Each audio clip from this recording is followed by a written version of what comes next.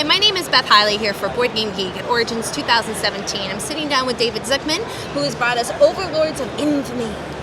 Thanks for having me. Absolutely. Why don't you give us a quick pitch of thematically what we're trying to accomplish? Sure. In Overlords of Infamy, you are an evil overlord, one of these 11, trying to make everyone as miserable as possible by doing very silly things, such as blanking the region in glitter, or throttling internet speeds to 56K, or dividing by 0. That kind of. It's a really bad one. Don't ever do that. No, don't do that. No, don't do that. So you're going to play as one of these 11 evil overlords, as I mentioned. Waffles, the evil corgi, is definitely one of them. Tyranno de Bergerac, and the dead pirate Roberts. Those were 3 that we added during the Kickstarter. Nice. Thank you, thank you. You're going to be sending out your lackeys. Those are these little pieces here, and they're going to be collecting resources for you, which you'll use to complete your plots. So, for example, some of the plots that we have are blanket the region with glitter, or play an awful pop song on repeat 24/7. Just happened to get that one. So that requires certain resources here. For example, 2 scrap and 1 spark tech to complete this. So you'd send your lackeys out to collect those resources for you, and as soon as you have them, you read the plot that you completed in your best evil overlord voice.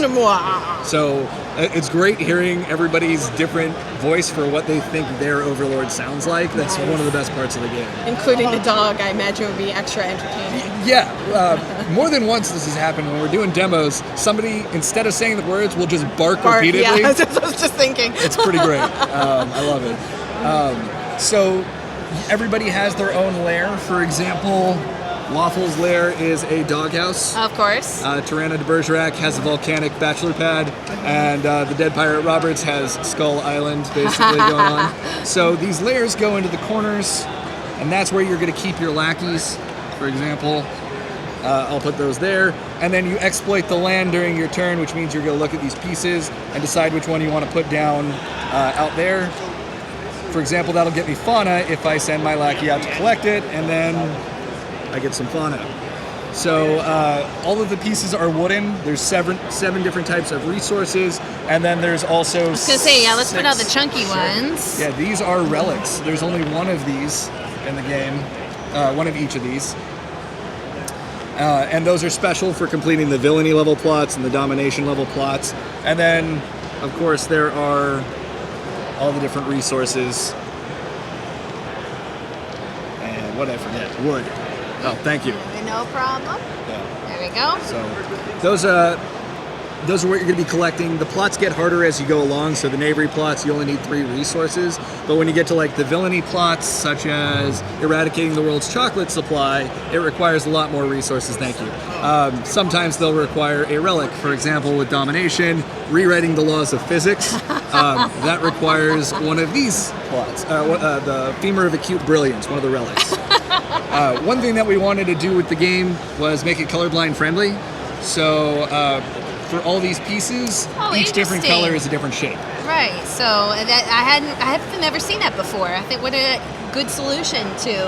One of the founders of our company is colorblind, so that's one thing that we wanted to be conscious of.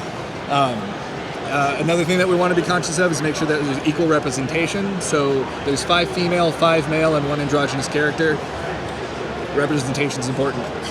Now, how many players and how long do you think it would take full game would take? It's a 1 to 5 player game, and the length is actually variable. So the timer for the game are the world events. For example, winter has come. This world event, all overlords increase their infamy level by 1 when that comes out. So the world events, they could be good, they could be bad, they might do nothing at all.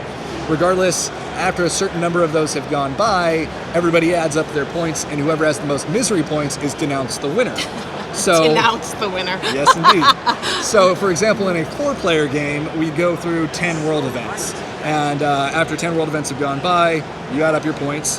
There's 70, if you get all the cards, so that's the add-on pack plus what comes in the base game, you can go through the game 7.5 times without repeating a single card. Wow. Also, like I said, the length is variable. So we recommend 10 cards, 10 world events for a 4-player game, but if you want a short game, say, hey, we're only going to play till 5, or if you want to play for 12 hours, you play till 40 world events, for example.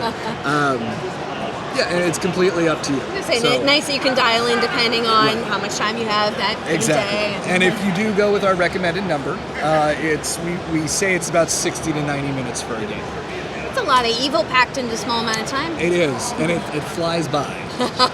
So, yeah. Given how entertained I am just in the little sampling that you've given me of a lot of the little in-jokes and twisting around some of the evilness to make it fun and fun and fluffy, I think this is something a lot of people are going to have a lot of fun with. We certainly hope so, and everybody that comes by our booth walks away laughing. So. Right? Well, David, thank you so much for letting us take a quick look. And if you guys want to check that out, that is Overlords of Infamy. And thanks for bringing it by. Thank you for having me.